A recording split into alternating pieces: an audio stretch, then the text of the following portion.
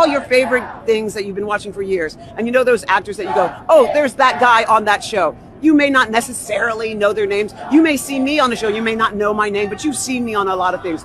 Those actors are working class actors.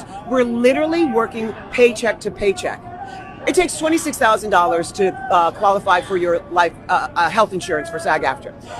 A guest star on a show, producers will do top of show. This is a verbiage that they created. It's not in our contracts, it's what they created. So they're not going to budge above whatever their top of show is. Top of show generally could be anywhere from 5,000 to 7,000 or 8,000 an episode. Maybe that sounds great. So say I cobble together 2 or 3 guest stars during this a year. People, our audiences sees me on 3 or 4 different shows, and they're like, wow, that actress is working, she's doing all this stuff. I still, by doing that with Top of Show, I have still not qualified for my health insurance.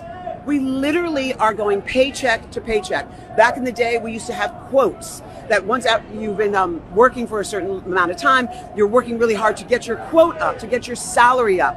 They decided to get rid of that, so they no longer acknowledge or respect that. This industry is one of the few industries that seniority, that being in this industry for a long time, that gathering up an amazing resume doesn't mean anything to them.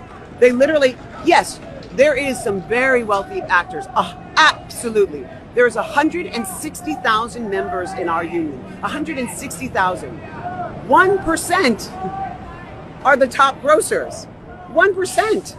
And of that, maybe 2% are the ones that literally support and uplift our union and keep the insurance going. Everybody else is below the line.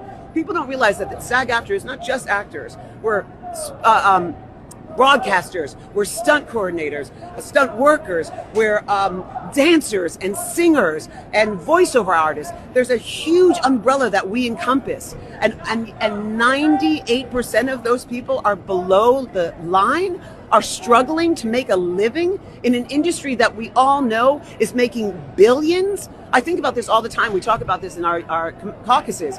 Back in the day, we used to talk about millions. Everybody wanted to make millions, and oh, wouldn't that be amazing? These people are making billions, and yet they don't have money to give us just a scooch more to contribute to our pension and health, to allow us to qualify for our health insurance. We have actors that you all will recognize. You will know us from that guy on that show that have been lost their insurance, no longer qualify, and are hustling just to get a day on a job to just pay their rent, not even their insurance, their rent. This is a serious, crucial moment. It's